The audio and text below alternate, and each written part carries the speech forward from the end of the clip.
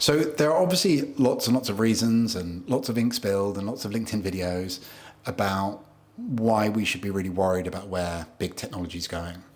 I guess an optimistic view that I wanted to offer is that maybe finally we're going to see technology disproportionately benefiting smaller organizations and entrepreneurs versus the bigger corporates. So traditionally technology, or the benefits of technology, have really flowed towards bigger companies. The implementation costs are so large, irrespective of how much you want to use it. And the data that you have access to as a big company is one of the many reasons that big businesses tend to be way more profitable than small businesses. Now, on the other side of the ledger, as anyone who's worked at a big corporate knows, big companies have massive agency costs, which means there's lots of people inside them who aren't necessarily working to the benefit of the company. And there's a lot of operational friction and all those sorts of things.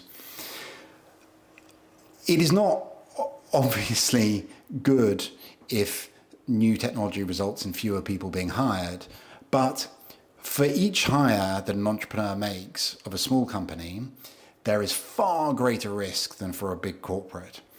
And to the extent that these new technologies might allow more people to be more cautious with their hiring, so they're not having to take so many risks with their next head of sales, their next CFO, that might impact the labour market, but the optimistic take is that it will level the playing field. Like, small companies, entrepreneurs will get all the upside of those hires with less of the risk, the sort of terminal risk of making any given hire. And that's a reason to think that the economy might change, and it might benefit smaller companies, it might benefit entrepreneurs, almost certainly will benefit people trying new things. And so that's the reason, very cautiously, that I would offer an optimistic take on where technology is going.